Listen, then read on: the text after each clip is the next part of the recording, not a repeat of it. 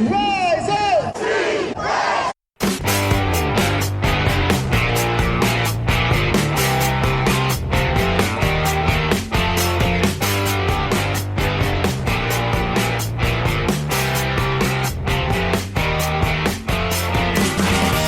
This is the Rise Up See Red podcast, all about the Arizona Cardinals and the NFL, featuring insider and outsider perspectives. Enjoy the best hour of Cardinals talk on the web. Now here are your hosts, Jess Root and Seth Cox.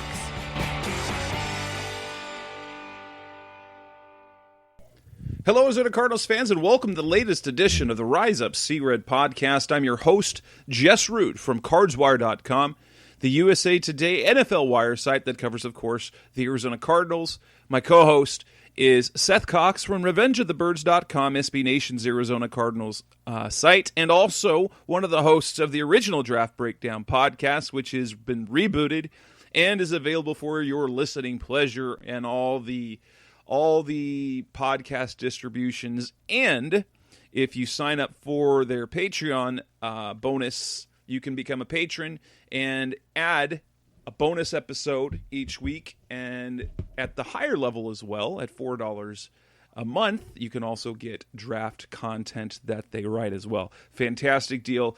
If you love draft stuff, Seth and Justin Higdon are great at that. And well, what was the most recent show that you guys did? I know you guys recorded Monday night. I listened to it this afternoon. You had some talk about some of the pro day numbers coming out and things like that, and the quarterback numbers, the thoughts on the 49ers and their trade. It was a fun episode. Yeah, and kind of what we'll talk about a little bit tonight is, because the San Francisco 49ers decided to shake up the draft a month early, which, as content creators, we very much appreciate things like that, because it just gives you just a lot of fodder to write about and talk about and discuss. And so we discussed that. One of the big questions is who are the 49ers traded up for? And so we had a little fun with that discussion between the three guys that we assume will be the option, with the idea that Trevor Lawrence and Zach Wilson are going to go 1 and 2. And then we discussed a little bit about what the heck are the Dolphins doing. I mean, you go from 3 to 12 and then 12 to 6. I get that you added a first round pick, but then you just gave one up too. So, I get that you added 2 first round picks technically, but then you gave up 1, 2 next year. So, it's just an interesting conversation to have, because the whole idea is, you go from 12 to 3 because you're confident one of the 3 guys you love will be there. We talked about this with the Cardinals last year. If they traded up or they made a move, and what you would have to do and where you would need to go. The more interesting one was the Dolphins, because you don't have any control over the first 5 picks. And so even if you are really confident that the first 3 picks are going to be quarterbacks, you don't have any control over it. And then you have no idea what the Atlanta Falcons are going to do. And quite frankly, I don't think anybody has any idea what the Falcons are going to do. And then you might argue that they don't know what they're doing either. Right. And so, those are the things that we discussed on this or the last episode. Behind the paywall, we discussed, we gave our quarterback rankings. We talked about, the interesting way that quarterback rankings are being manipulated. So yeah, just check us out on the Patreon. You can become a patron. You can go to Patreon and search Original Draft Breakdown Podcast. You can go to Twitter, and Justin and I both have it linked in our bio. So at SCoxFB or at AFC, the number 2 NFC. You can find all that stuff there. So And this will take us, we're in episode 302. When it comes to the Arizona Cardinals, we have more talk about free agency, but believe it, we recorded the night before the news broke of their new cornerback, and since then they've made additions at cornerback, at safety, a backup quarterback, and there could be another cornerback coming to town too. So let's go ahead and start off this addition to the show with talking about the cornerback position. Give me just a second, Seth. I need to shut those dogs up. Oh, yeah, you're good. So let's talk about the addition of Malcolm Butler. It was the big news of the week. It was the move we've been waiting for. It was a cornerback. The Cardinals hadn't addressed it. It was arguably their biggest need. I mean, when you were sitting there as your top two corners are Byron Murphy and Robert Alford, you're like, okay, but who's going to play in the slot? Like, what are they going to do when they go nickel?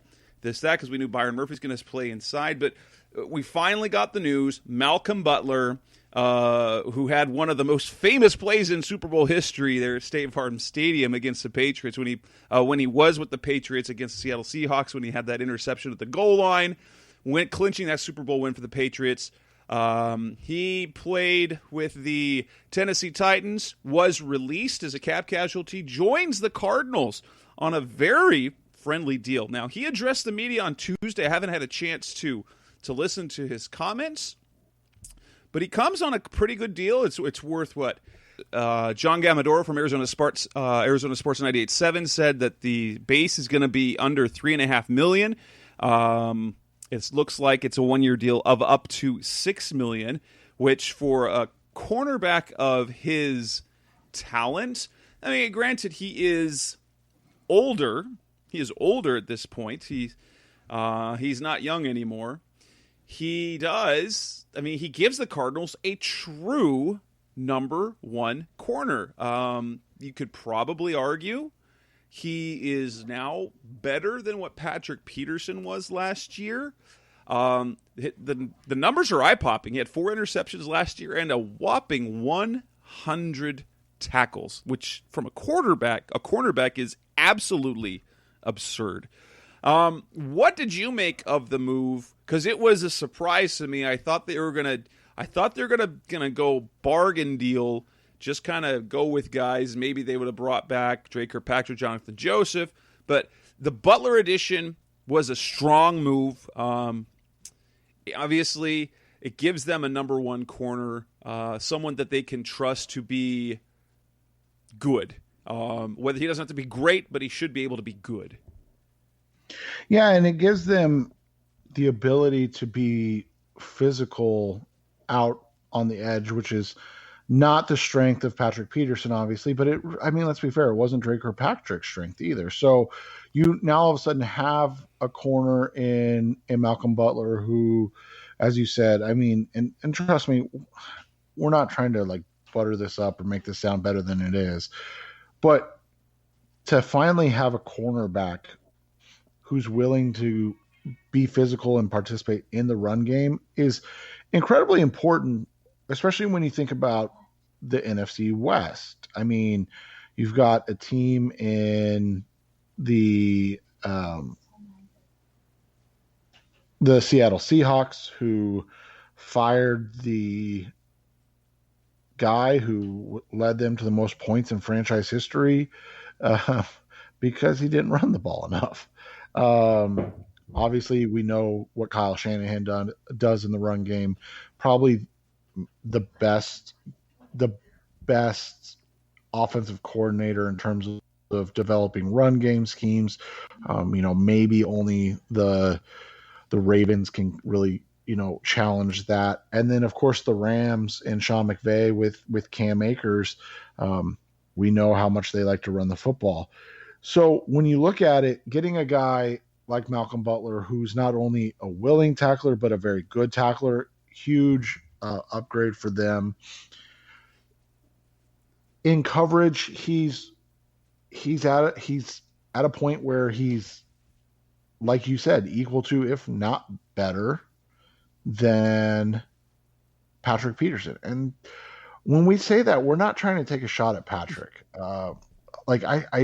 think people are like, some people think, oh, well, you're just saying that because he's gone. No, no, really, that's not what it is.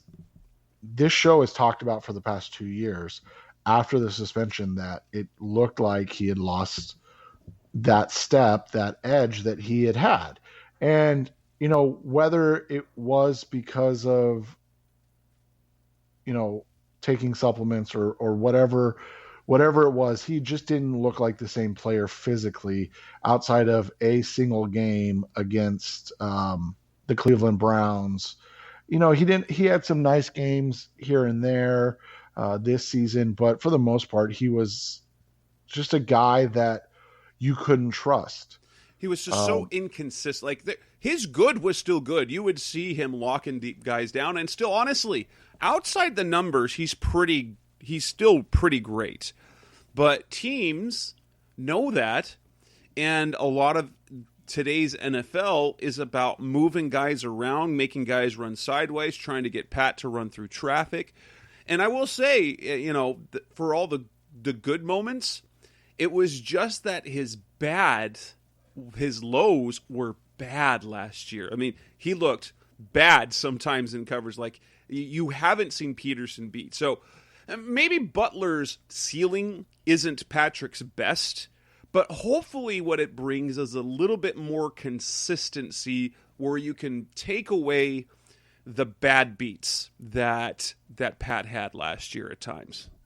Yeah, and I think that's the biggest thing to your point is that, when you look at his days in coverage, his best days in coverage were against San Francisco, who doesn't really have a dynamic outside wide receiver, as Jess just put it. And then the week 7 win over Seattle, that was by far, I think you and I would agree, his best game when he played against DK Metcalf. But after that, I mean, he really struggled against Washington and Terry McLaurin. Then the second Seattle game, he was awful. Against Philadelphia, he struggled. Carolina and Robbie Anderson really, really tore him up. So you look at just kind of the different games, and it was more about the consistency. Maybe you're not going to get the all-star performance that Peterson can have 1 game or 2 games a year, but you're not going to have those random games against the New York Giants where Malcolm Butler gets beat, or not the Giants, the Carolina Panthers, excuse me, where Butler gets beat. I think it was 5 for 150 and a touchdown. But and you and I love Robbie Anderson. I mean, we've talked about him on this podcast and what type of fit he would be for this team and organization and offense, but he's not that good. Right. Now, with the addition of Butler, what it does to the depth chart, it makes you feel much better going into the draft, where you have Butler as your number 1, you have Byron Murphy as your number 2, and now we know he's going to play inside, but I'm still going to consider him, and he should be on the field 100% of the time. It shouldn't be in his third year where he only plays on nickel downs when there's some games like against the 49ers when he's going to end up playing very little because they run with so many either 2 backs or 2 tight ends schemes where they don't have 3 receivers on the field. So my intention and my hope is that Byron is their number 2 who happens to slide inside, kind of how Gerard Powers did for many years with the Cardinals. And then their number 3 right now is Robert Alford, but that could also become a rookie. It could be another guy, a guy they would bring back, whether it's a really old Jonathan Joseph, whether it be some Drake Kirkpatrick. But when you have 3 guys in Butler, Murphy, and Alford, you now feel at least okay with what's happening with the rest of the season. I mean, the offseason, I mean. Yeah, and you talked about it a little bit earlier. Quentin Dunbar would be kind of that perfect fit. You look at even like his best season, 2019, with the Washington football team, and the reality is he didn't play a ton. I think he was still under 700 snaps, which in most NFL seasons is about 70%. And so that's not to say anything negative. That's to say what if that's his role? And to Jess's point, one, from a cost perspective, that's about a $2.5 million type of deal, right? Like you're not going to pay him $5 million a year to play 70% of the snaps at his peak. And then two, you've got Byron Murphy, who's hopefully taking that next step in his progression as a player and can become a multiple guy, not just a slot guy that you're taking off the floor or off the field 50% of the time. And that's, I think, the biggest concern right now is you don't want to have to, whoever the guy is, whether it's Dunbar, whether it's Jonathan Joseph, whether it's, a Dre Kirkpatrick coming back, or whether it's, a J.C. Horn or a Patrick Surtain in the first round of the draft, you don't want to have to rely on them because Byron Murphy hasn't developed. Right. That's one of the things that we've talked about ad nauseum on this podcast, is that the development of guys that are in-house, it has to be there. And I'm not going to blame anybody. At that point, it's on the player. Like, you got to take that next step and become a guy that can work both inside and out. So yeah, you're the main slot guy. So you're going to play, like we said, 65% of the snaps. But if you're the main slot guy who can, as Jess said, slide out and play, one-on-one against Deebo Samuel or Brandon Ayuk, knowing that the 49ers are running two tight ends with two backs with Kyle Juszczyk in there, then you've got to have, a guy that can flex out but stay on the field. Because that's the other thing, is Murph is good against the run as well. Yes. So if Butler and Murphy are your outside guys on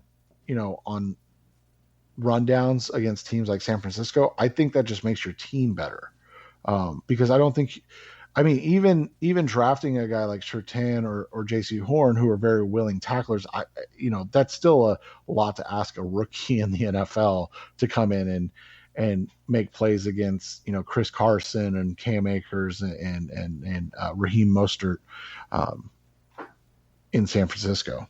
Yeah, and for those of you, if you didn't catch it, that Quentin Dunbar played for the Seattle Seahawks in 2020 after they traded for him from the Washington football team. He has not been signed by the Cardinals, but he's scheduled to visit them after meeting with the Detroit Lions coming up. Dunbar that name was actually, hey, that's a good thing, because he has a nice ceiling. Now, the one thing about Dunbar, he's yet to, in his 6 seasons in the NFL, has never gotten all the way to 16 games in a year.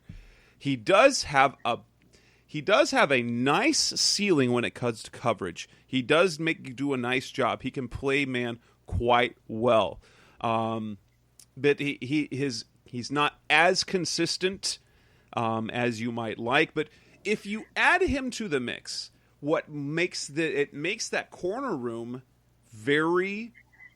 you're very comfortable with it, because then you've got Butler and you've got Murphy, and then you've got a combination of Alford and Dunbar, neither of whom, like, Dunbar just consistently can't play a full season, while Alford just hasn't played it down the last 2 years. But the two of them are mostly healthy, or it can be healthy if they don't have to overlap injuries together.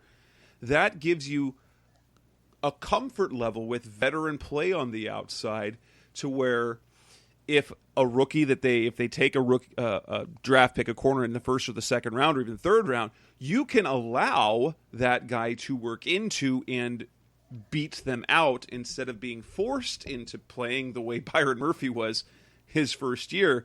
And that was, Cardinals fans, it wasn't pretty. When you had Byron Murphy and Tremaine Brock as your top two corners, it was not a pretty sight to behold at that time.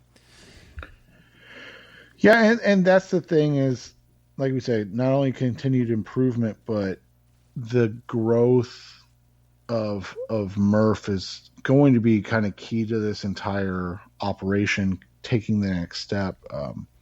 Because at some point you have to have that growth from your own players, and we're going to continually expect it from Kyler Murray. Why are we not demanding that same type of growth from Byron Murphy?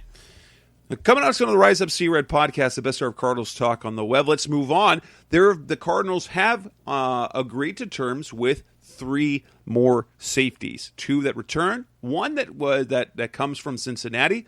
A little bit of a surprise for me. Let's talk about those additions next on the Rise of Sea Red podcast, the best of Cardinals talk on the web. Hey, with free agency having started and the NFL draft just around the corner, the Arizona Cardinals are one of many teams trying to take their game to the next level. And my guess is that we guys are also looking to take the team in our pants to the next level as well. That's why our partners at Manscaped, the leaders in below-the-waist grooming, have partnered with us to make sure that your situation down there leaves you a contender. For all you Cardinals fans, we have an exclusive 20% off promo code CRED at manscaped.com. So you start off, you've got the Lawnmower 3.0, which is like the top defensive prospects, has a high motor, production, plays to the whistle, but won't hurt your team with going a little too far. It's because of their ceramic blade and skin-safe technology, your nicks and snags will be reduced. No personal fouls. Now, guys, look in the mirror and check for any dangling nose or ear hairs. 79% of partners polled admitted that long nose hair is a turnoff. The Weed Whacker nose and ear hair trimmer is your solution. So why not use the best tools for the job out there? You can get both in the performance package to give your package performance. In addition to the Lawnmower 3.0 and the Weed Whacker nose and ear trimmer, performance boxer briefs, and a travel bag for you to use when we're done quarantining, and some other liquid formulations like the Crop Preserver and Crop Reviver. The Crop Preserver is an anti-chafing ball deodorant that ensures that after your workout, you're not left with your boys sticking to your legs or smelling awful, while the Crop Reviver is a spray-on toner for your balls. It's made with soothing aloe and witch hazel extracts that'll give you a nice boost down there. And for a limited time, subscribers get not 1, but 2 free gifts. The Shed Travel Bag, $39 value add, and the patented high-performance anti-chafing Manscaped Boxer Briefs. And you guys, our Rise Up Sea Red listeners, get all that, but you also get 20% off and free shipping with the code CRED at manscaped.com. So get 20% off and free shipping with the code CRED at manscaped.com. That's 20% off with free shipping at manscaped.com. Use the code CRED.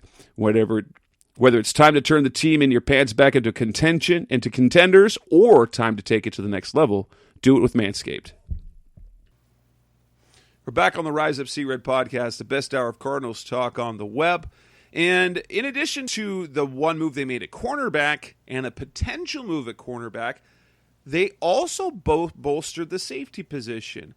So the first move that they made, which was not unexpected, is the re-signing of Charles Washington, who basically has been a core special teams player for a while. And it was not a surprise, especially because almost the entire core special teams unit was a free agent. So in addition to their punter and their kicker, DJ Foster, Trent Sherfield, Zeke Turner, Dennis Gardeck, Chris Banjo, Kevin Peterson, Charles Washington, all those guys were free agents. And so Washington, who's been one of their gunners the last couple of seasons, it was no surprise to see him get re-signed, and especially he's on a minimum deal. He gets pretty much what you're seeing a lot of the Cardinals players signing is they're getting a minimal roster exemption for veteran contracts where their cap hit is less than the value of their deal.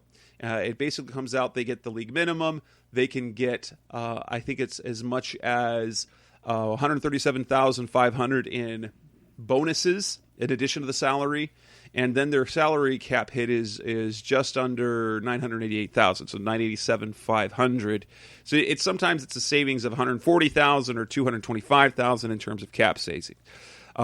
He has no guaranteed contract, no guaranteed salary, and so if he doesn't make the team, it's a minimal dead hit of about $69,000.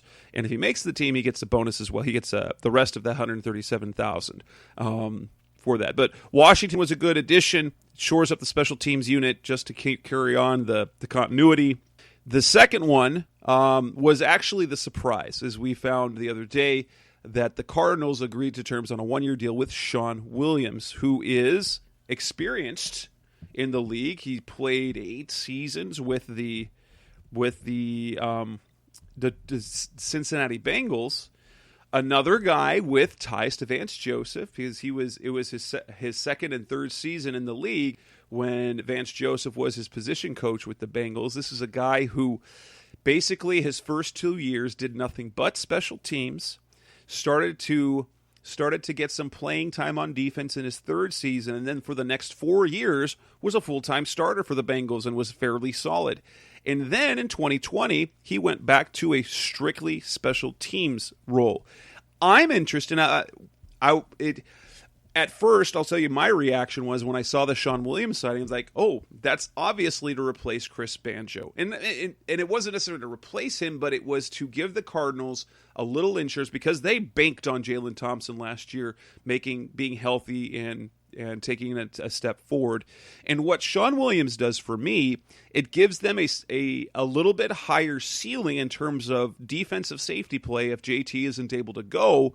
And Banjo was fine last year. He didn't play poorly. He was more than serviceable out there. But Williams gets you the potential of being even better in terms of what you get if you can't rely on Jalen Thompson. But what were your thoughts when the news came across? Because it was a surprise to me.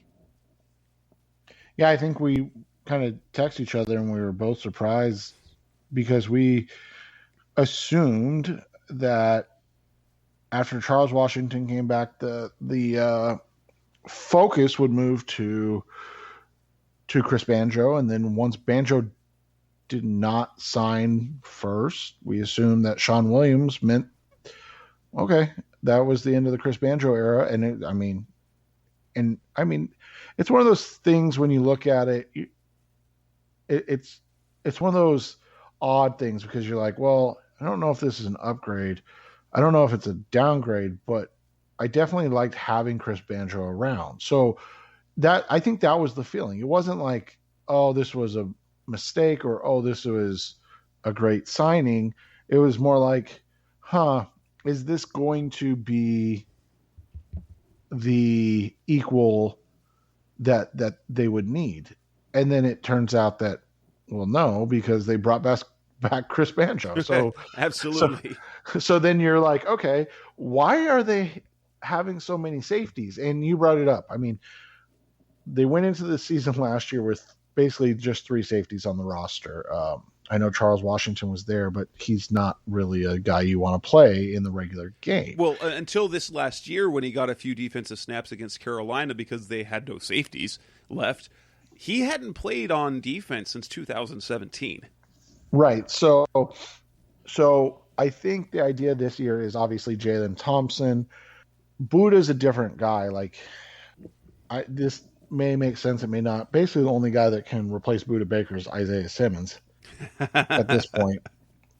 And so that's, it doesn't really matter. But having Sean Williams, having Chris Banjo, and then you have Jalen Thompson, you basically have 3 guys that can do similar things. Clearly, Thompson is the most, the best currently of that group and has the most upside of that group. But like Jess said, you can't go in.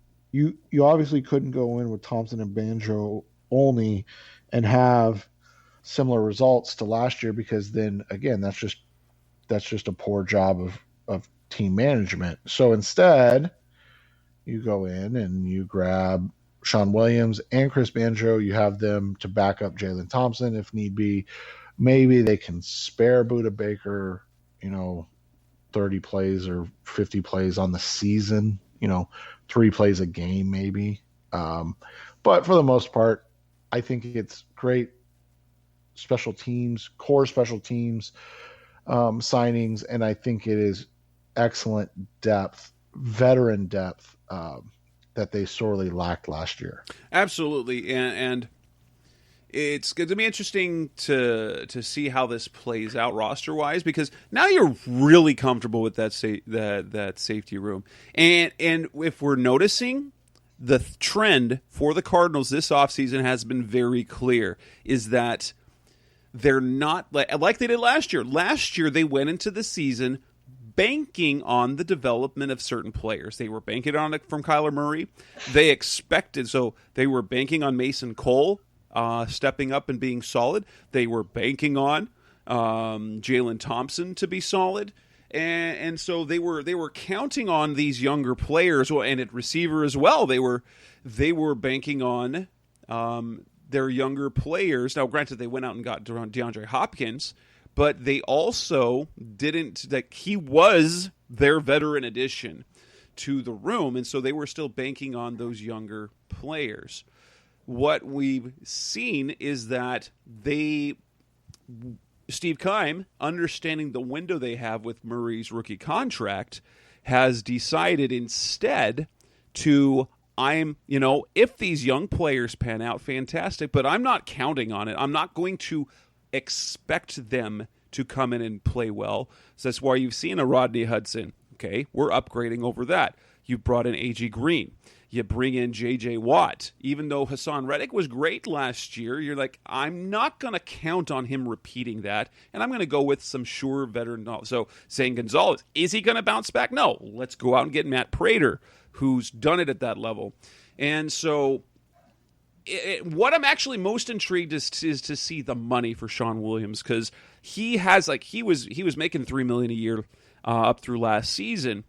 If he's another minimal deal, okay, then we kind of know what his role is going to be. But if he's up in the $2 to $3 million, then you kind of know what his place is on the roster, how much of it is guaranteed.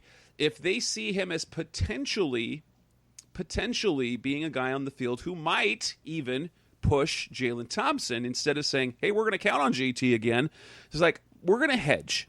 We're going to hedge, and they're doing that at almost everywhere they have some youth, they're hedging, which is interesting to see them do. The one position, I will say this, the one position that they are not hedging is that of Isaiah Simmons. They're saying he needs to be great. And because what they've done, they added Tanner Vallejo, and I don't think you can count on Tanner Vallejo as being the Simmons replacement. And so it's just continuing to do that.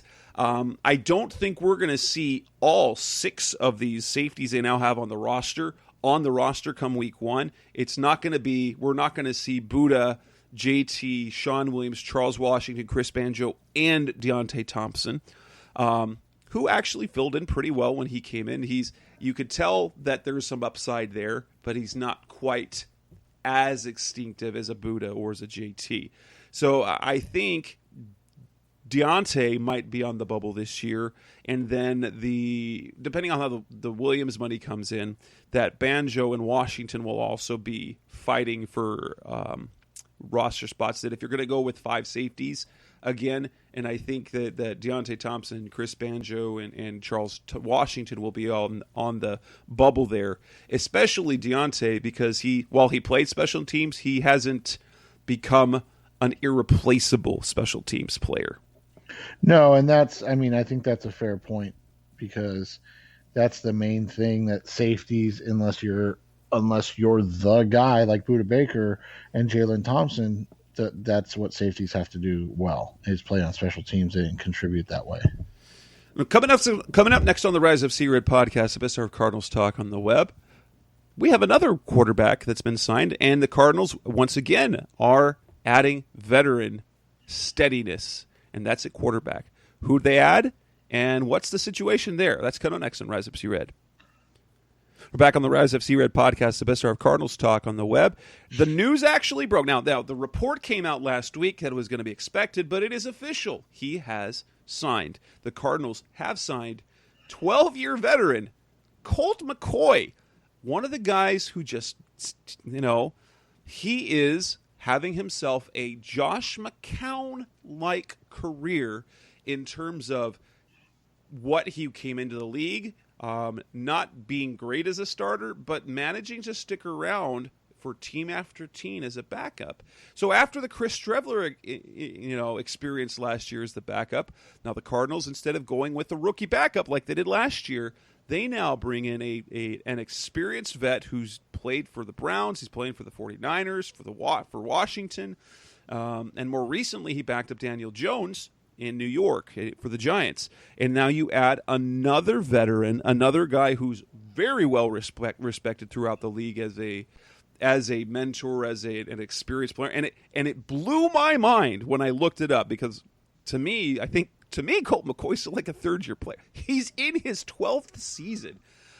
I find that it just goes to show that the Cardinals are not taking any chances with their young players, with the exception of Byron Murphy, perhaps Byron Murphy and Isaiah Simmons. Everyone else, they're going, okay, let's bring in guys who are going to hold people accountable, who we can count on, who are smart, who have experience, and can take us up a notch in their roles. Yeah, and the McCoy thing is interesting because it's not that I think he's bad. In fact, I think he's kind of the quintessential perfect backup quarterback. I just am intrigued by the fit because we haven't seen the air raid as much as we had expected. I think he'd be a nice fit in that air raid offense. Obviously, maybe not pushing the ball down the field, but the quick releases, the getting the ball out on time, the short throws type of things. But if they're going to continue to be a run-heavy team, then they better have more consistent and better running back play. So that would be what I said, because we saw last year how the run game stifled when Kyler Murray couldn't run, and let's be honest, we're not expecting Colt McCoy to be able to run at all if he's taking over for Kyler Murray. So that would be my only concern. Obviously, price, maybe you and I will complain about it once we know what it is. I think that will have something to do with it as well, because if they spend too much, then it is silly. And you and I have always been open about that. Like, we talked about the Malcolm Butler signing. One of the reasons we did not expect it to happen at all was because he got so little. I mean, you're paying Malcolm Butler the same thing as the Packers are paying Kevin King, and we saw what he did. So, yeah, I mean, for the most part, I think you have a smart veteran player that gives you real consistency without having to do much else. On the other side of things, you have to decide what you're looking for and what you're expecting. Unless you're going to draft young quarterbacks year in and year out, I don't think that you can do a whole lot better than Colt McCoy. Like I said, unless you're going to bring in a Kellen Mond or, a guy in the draft that fits, that may be a little better as the pure, true Kyler Murray backup. So I'm going to pose this question: is this is probably what people think this is a reaction to, is to, after seeing what happened with Chris Streveler when he had to come in Week 17 for Kyler Murray, do you believe? Now we discussed this after that game. If it had been Brett Hundley who was acting, if Hundley was not acting there for some, it was made very clear by Cliff Kingsbury that Streveler beat Hundley out, that he deserved, that he was the guy. He made plays in practice, and so he deserved to be the backup. Some believed that Brett Hundley would have been a difference maker there, and rather than Streveler, probably could have led them to a win. I argued the point that it wouldn't have mattered against that Rams defense because Hundley's success came with the running game being strong, which the Cardinals didn't have in that game. So, again, the question is, if Colt McCoy is your backup against the Rams, do you believe that the Cardinals could have, or the Cardinals would have, been able to beat John Wolford if he came into the game to replace Murray? No, and all I have to say is look at next week what they did to Russell Wilson. The Cardinals' offense last year was far too flawed in a number of key positions, most of it being along the offensive line. as you said, they've upgraded that immensely. We talked about that last week with Rodney Hudson. So all things being equal, if McCoy's the guy last year, no, I don't see them winning. All things being equal, if you say they have the offensive line from this year and McCoy, then I think they have a better shot. I think it's closer to a coin flip. I just don't think anybody offensively was going to be able to do much against that Rams defense with the offensive line, the way the Cardinals had it. And then, at that point, unless you are Kyler Murray or Patrick Mahomes or, one of those guys, maybe even a Josh Allen, then where you can create, you're not going to win that game. So in that case, then it probably wouldn't have mattered. Now, here's the thing with this. So my question now is this. It now becomes, what will the Cardinals do with Streveler? Because Cliff really liked him, and they really liked the potential of what he could do. What do you think they do with him? So you've got different ways to do it. Do they keep him on the roster? Do they then make him that gadget guy? Even though Cliff was very adamant, he's a quarterback. He's a quarterback. Where they keep him on the roster as a third, or they keep him on the practice squad. Or do you think they simply move on just after one season? It's interesting because I think you can use him in the Taysom Hill role if you're willing to do that. But let's be completely honest, the huge difference there is that you don't have Drew Brees, you have Kyler Murray. So are you wanting to take Kyler Murray off the field? I think in certain situations it could make sense, but I don't know if cutting Chris Streveler for about $800,000 at $780,000 in cap relief. I don't know if Chris Streveler is moving on from Chris Streveler is worth that, unless you truly don't see him as a potential backup to Kyler Murray in the future. Coming up on the Rise of C-Red podcast, the best hour of Cardinals talk on the web, we're going to move on to, we're actually going to shift gears now. We're going to begin our talk about the draft. And now that it feels like the Cardinals have kind of done what they're going to do, there might be a couple of moves still coming. What are their priorities and what would be luxuries? If we won't talk necessarily players, but positions. What are their needs, their priorities, and luxuries? That's coming up next on Rise of C-Red. We're back on the Rise of C-Red podcast, the best hour of Cardinals talk on the web, and we're actually going to take a break from free agency. There might be some more moves as we move forward, but let's talk about the NFL draft. The Cardinals have filled a number of needs. We had square on three positions that were like, what are they doing? Cornerback, which seems to have been taken care of. Running back and tight end. We didn't talk about Darrell Daniels getting re-signed because, it's not like he's a super impact player, but he gives them another tight end on the roster where you're going, okay, that makes sense. So, if we're going into this draft next month still, even when you listen to this, unless you listen to this at the very end of the week, in which it is already April, where do you see the Cardinals' priorities or their greatest needs, and therefore the priorities that Steve Keim will have as they enter the draft? It's interesting because I don't think that they're set at any position except obviously quarterback. And I feel like, and I could be wrong, but I feel like offensive tackle is set because you have DJ Humphries for 2 more years under contract. I mean, they can obviously move on after this year, and you have Kelvin Beachum for 2 more years. So you don't have a pressing 2022 need at offensive tackle. After that, I feel like every position is still up for grabs. Some are just more needs than other. We covered cornerback.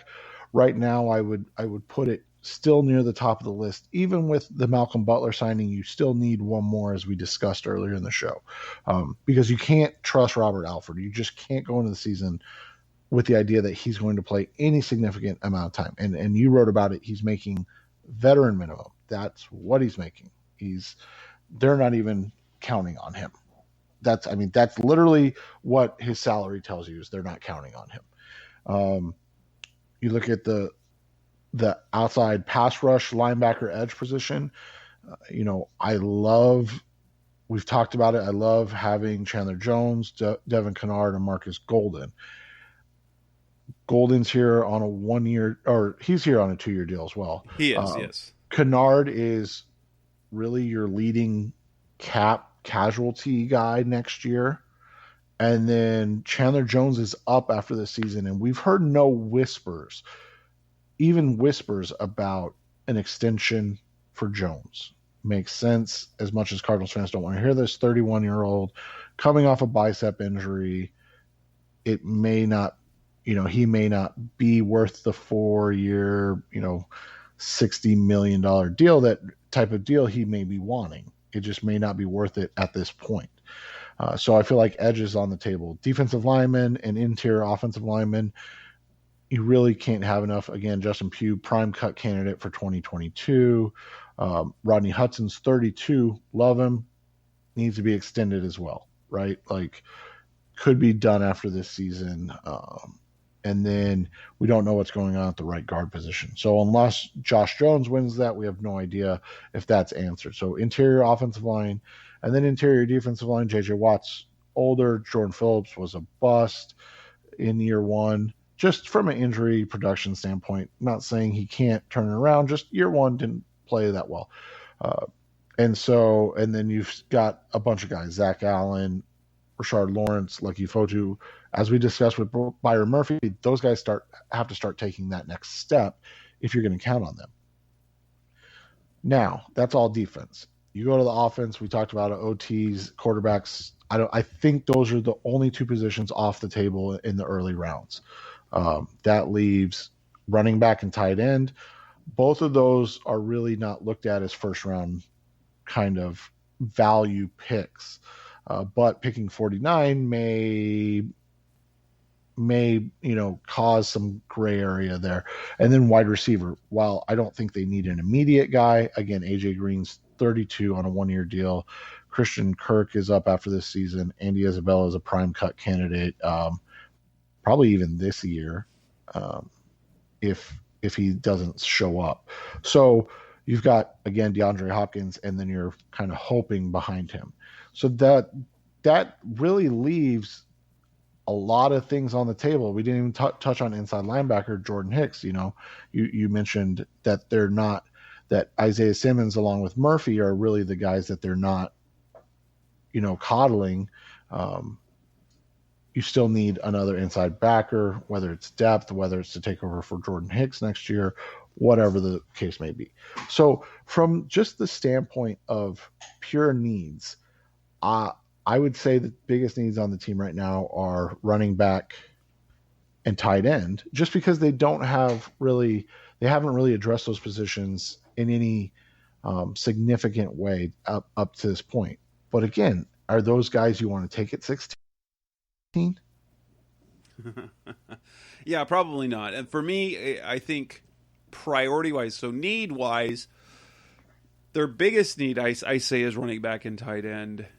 And it's still running back, tight end, cornerback, even though the need at cornerback is much less now than it was, especially if they add Dunbar. So, though prioritizing it, I think they have to prioritize the hard part is this, because they've only got the 2 picks in day 1 and day 2. I don't want to say I don't want to consider a day 3 pick a priority, but you do have to add bodies. So running back and tight end, I believe, still are priorities, and cornerback is still kind of a priority, in my opinion. Kind of a priority. And the thing that's going to be interesting is that when you look at that priority list, the one tight end that we would, consider being value at 16 is, I mean, it seems like a snowball's chance in hell. He'll be Kyle there. Pitts, right? So, you look at that, you're like, okay. You look at the top corners in the draft, the two big names at this point, J.C. Horn and Patrick Surtain. I don't know if they get past 12 in the Philadelphia Eagles at this point. It looks really unlikely, and then you've got concerns with Caleb Farley because of the herniated disc issue, and then you're going into guys that I like a Greg Newsome quite a bit. I think he's worth the 16th pick. I have no problems if they do it, but that's not a name you've heard associated with the 16th pick in the draft. It may not even be a name you've been associated with in the first round of the draft. So now all of a sudden you're getting into that, okay, well, while corner is probably the top priority, as Jess, astutely pointed out, it may not be the easiest position to fill, especially with the 16th pick. Which I do like how the Cardinals have set things up so they don't have to take any pick at number in the first round. You could go a number of ways. Like you take an offensive lineman and you are basically redshirting that guy, no matter what, unless, because between the Justin Murray, the Josh Jones, and the Brian Winters to play at right guard, that rookie, if they're drafting it a guard or even a guy that could be a guard at number 16, he's gonna have to be really good, really fast to play this year. So, if in terms of what you want from a first round pick, it's a lot of people have a hard time drafting someone when the Cardinals do have holes where a rookie could play and make an impact than taking a guy who won't play this year on offense. Cornerback is your best bet. Sneaky, like we start getting to the luxuries. A luxury would be a pass rusher because this year this year in terms of their depth, they're pretty all right. But a year from now, that might be a major priority. So having a guy, say Jalen Phillips, falls in your lap, that might be a sneaky good pick because you can work him in sort of early on. You can find ways to work a pass rusher in. If they get pressure on a quarterback, you're going to find ways to get him on the field. So that would be a sneaky one, although it's not a priority. It'd be a luxury this year that would be a priority a year from now, probably. Then you look at the defensive line. I think it is a luxury based on the roster that they have right now. And to be quite frank, I don't know if anybody. I'm a Christian Barmore fan, so I don't want this to come out as slander. I don't know if I'm up to a guy that only played at an incredibly high level in the college football playoffs. Now, when he played in the college football playoffs, he was going against some guys that are going to be playing on Sundays, and he made them look like fools. But I don't know if, on top of the fact that it's not an immediate need, I just don't know if the value is there at 16.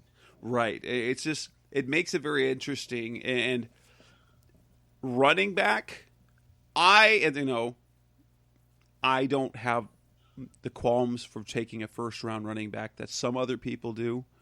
I would love a big time running back in the first round, even though I believe Chase Edmonds can do it and can be effective. And I think the Cardinals are still going to add a veteran to that room. Running back might be, based on what you have talent-wise in the first round, might be the biggest priority, even though you might not like it. Now, luxury picks, there's luxury picks all over the place.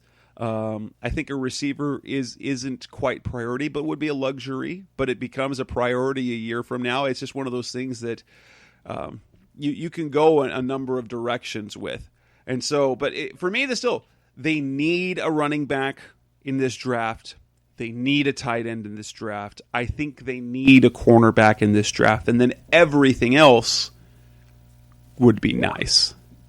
Everything else would be nice. And so I think in that case, the priorities for me haven't changed. Running back, cornerback, tight end, and everything else is gravy.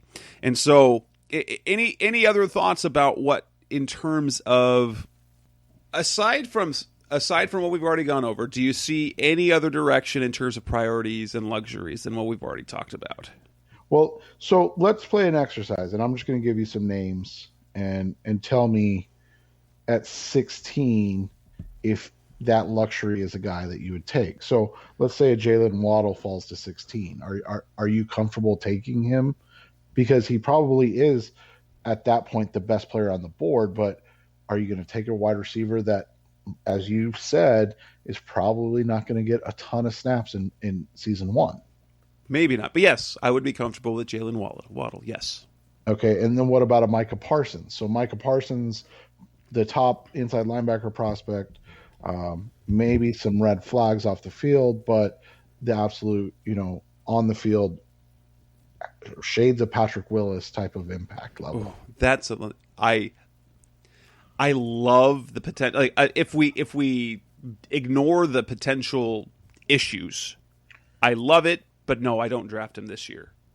And so that's where it gets interesting, because I think once you get to 16, unless a Horn or a Surtain fall, those are really the only two slam dunk guys, right? Like after that, like I said, unless maybe a Jalen Waddle or a Devontae Smith fall to you at 16. I mean, Kyle Pitts, sure, but he's going top 5. Right. So, so unless you say a Pitts, Waddle, or Smith are there at 16, a slam dunk guy that just falls out of the top 10 like they do every season, CD Lamb last year, who are you taking? And that's where it becomes interesting, because then all of a sudden you go, okay, so there's no JC Horn, there's no Patrick Surtain. And then the receivers and Pitts are gone. So now you're into the tier 2 wide receivers, Rashad Bateman, Kadarius Toney, Terrace Marshall, those guys, or you're into the top edge prospect. But as you said, they're probably going to be a 30 to 40% type snap guy in year one, just really as a pass rush specialist in year one. Or you go to a non-premium position. You're looking all of a sudden at a guy like Travis Etienne or Najee Harris. I think the way the Cardinals have set it up, it makes it easier. It's an easier pill to swallow if you take a Najee Harris at 16 than if you didn't have a Malcolm Butler, and you didn't have a Rodney Hudson that you've added. All of a sudden you're like, I feel like they really need to, maybe they take a Landon Dickerson or a Elijah Vera Tucker at 16, or they take a Greg Newsome or I don't even know who, Asante Samuel Jr., and you really reach for a guy. But I think they put themselves in a position where they don't have to do that. And that's, at the end of the day, as much guff as we give Steve Keim on the show, that's all you can really ask for, right? Is options at 16 and not having to address a pressing need at 16. Yeah, the strategy is good. The strategy is sound. It just isn't working out when it comes to draft time. So here's a name as well. What if Rashawn Slater is available, or Christian Darrisaw? I'm guy that we're going to have on Solely Football. I think he's at Solely Chiefs on Twitter. Played college offensive line. He's a guy I really trust when it just comes to offensive line evaluations. He's from Virginia. He's been a huge Christian Darrisaw fan. He obviously a Chiefs fan. And they said, well, if Darrisaw fell to 31, would you take him? And he said he'd be hesitant because of the concerns about his effort level. I think we've talked a little bit about his weight. That's a concern. I think he's listed at like what 330, 325 right now. Um, and there's just concerns about consistency within, and I think that would make Darisaw tough. Slater, I would think, would be a slam dunk. He's a guy that can play left tackle if you want to move on from DJ Humphries in a year. He can play right tackle if you want to move on from Kelvin Beachum, and I think he can play inside. So he gives you kind of that flexibility, and he's a guy that is an incredibly hard worker and disciplined type of guy. So I think, again, you have to look at it. Darisaw could be a lot like DJ Humphries. Now that's worked out in year 4 and 5 and 6 for the Cardinals, but is this regime going to be around in 4 years to find out if he's any good at that point? So yeah, I mean, it's interesting to discuss, because the other player that we haven't discussed yet that I really like, and that I would be disappointed in taking him, but I would be completely fine with that, would be Zaven Collins, the Tulsa linebacker that's 6'4", 260, but plays off-ball linebacker. I mean, he's just a freak of nature. And so, again, you look at early 2010 San Francisco 49ers, you could be looking at a similar impactful young inside linebacker duo in Isaiah Simmons and Zaven Collins, from an athletic and ability standpoint. That's just, I mean, that would be, again, a luxury, but could it just be a case of they took the best player on their board? It might be. And we'll talk more about the draft specifically coming up in the next few weeks. But coming up next on the Rise of C-Red podcast, the best hour of Cardinals talk. Let's wrap this up by talking about the big surprising trades that happened with the early picks in the draft. What are our thoughts on what's going to happen? Seth and Justin on their podcast talked a little bit about it in their episode this week. But likewise, will it affect the Cardinals at pick number 16? That's coming next on Rise of C-Red. We're back on the Rise of C-Red, the podcast, the best hour of Cardinals talk on the web. Suddenly there was all sorts of moves going on in the NFL draft, because last week the San Francisco 49ers, who had the 12th pick, decide to go all the way up to number 3. They give up in all 3 first-round picks and a third, so they're giving up. They give up the number 12 pick this year. They give up a first and a third next year, and they give up a first the next year after that to go up to number 3, which signals, hey, they're going to draft a quarterback. Surprise, surprise. They didn't sign anyone to replace Jimmy Garoppolo, and they might not even get rid of Jimmy Garoppolo. But Miami trades down to 12, picks up a bunch of draft capital, but then like 5 minutes later, then they move back up, trading up to number 6 with the Philadelphia Eagles. And so now the draft order goes, Jacksonville, Jets, 49ers, and instead of the Dolphins there, now the Dolphins now pick at number 6, and the Eagles pick at number 12. I'm not surprised that the 49ers went up, because it has become very clear that they are looking to upgrade at quarterback. But while let's say they like Jimmy Garoppolo, they don't know if they can count on him moving forward, because if there's one thing that he has, he's not durable. He got injured in his first stint with the Patriots when he got the chance to start in 2016. He got hurt then. Then he looked great with the 49ers when he first was traded over there, and then tore his ACL. Then the 2018 season was special. Then 2019 season was special, that is. So 13-3. He was fantastic. Takes them to the Super Bowl.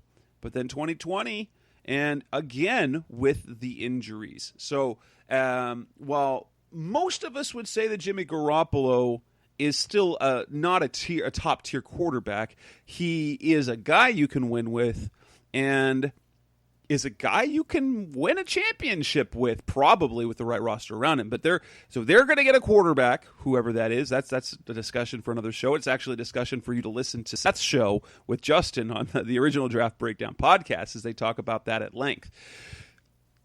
But how surprised were you that the Dolphins then moved back up? Yeah, that was the bigger shock to me, because as we talked about a little bit in the open, they don't control anything at pick 6. So they must feel like they know for certain 3 quarterbacks are going top 3.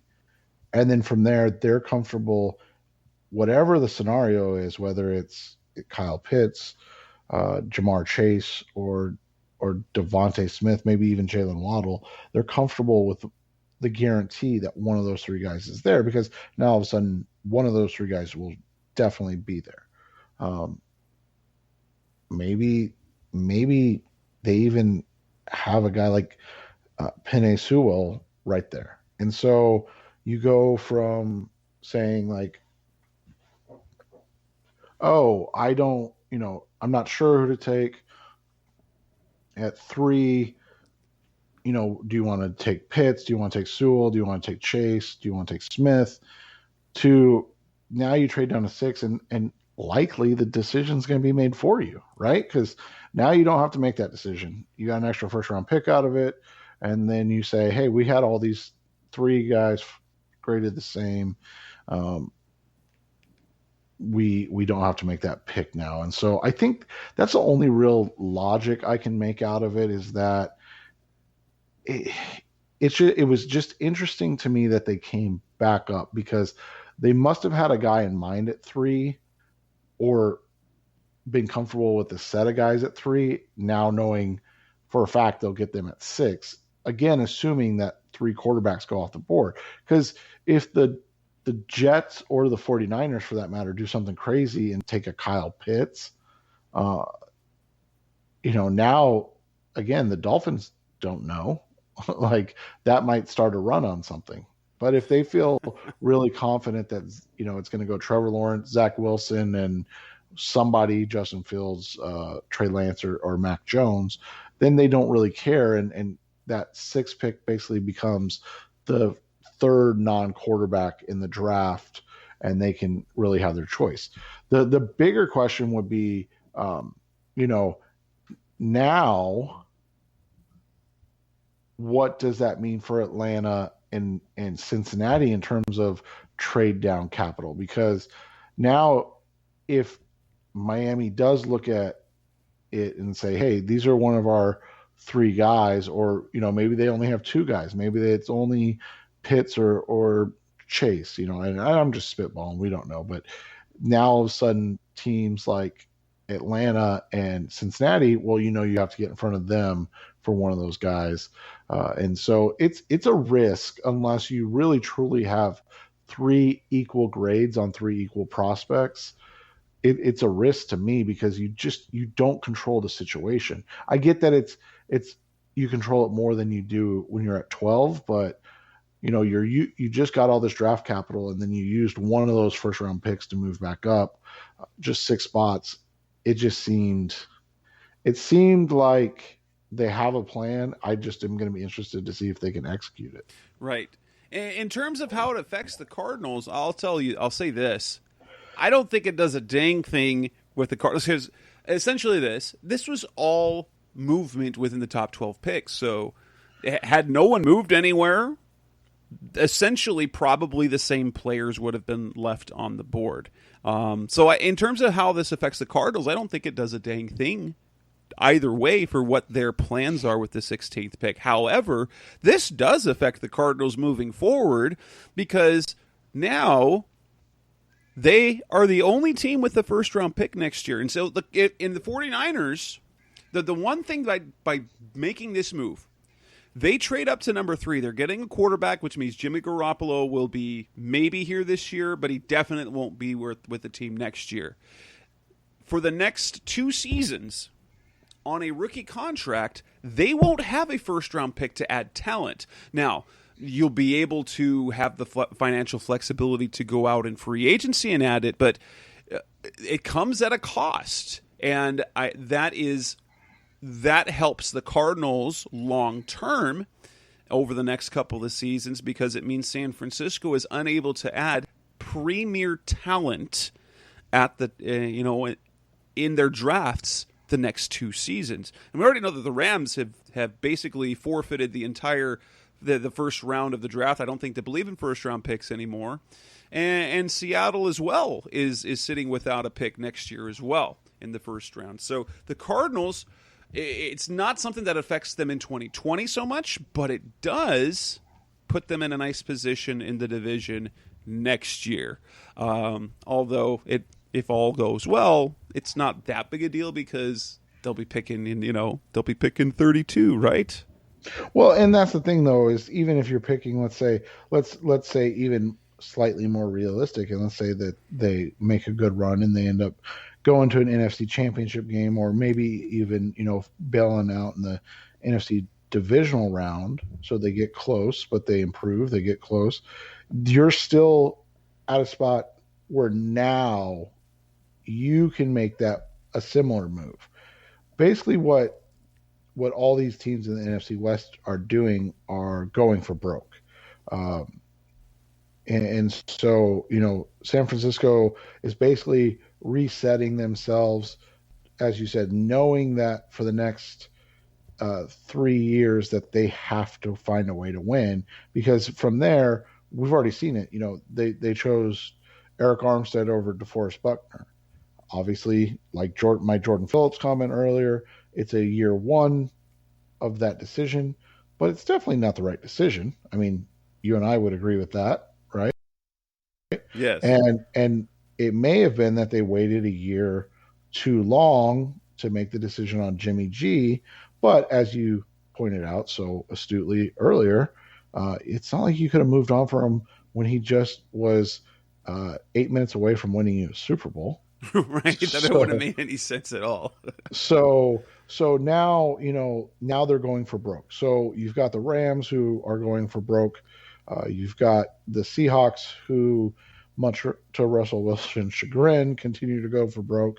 And then you've got the 49ers who, after this draft, are going for broke. So you're not at that spot yet.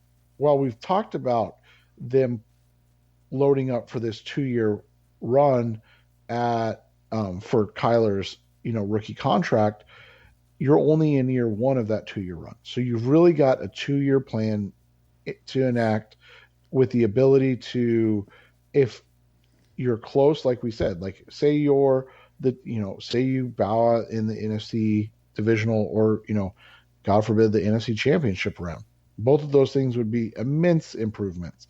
And you say, hey, we've got to get one other skilled veteran playmaker to put next to DeAndre Hopkins. Well, now all of a sudden you're saying, well, we're competing. We're in that deep area.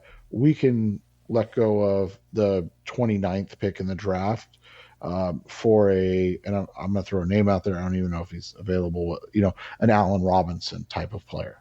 Right? Like now all of a sudden we're willing to trade that, because we know that we're in that last little section of that Kyler Murray rookie contract. So that's how it affects the Cardinals right now, is that the closer they get, the more that they'll have to probably go the same way, because like you said, once you get to that quarterback contract, you have to start really finagling in different ways to ensure that you to make sure that you are continuing to compete. And usually the best way to do that is to trade draft capital for proven talent. And let's be fair too, that's what Steve Keim's done best in his career thus far. It is true.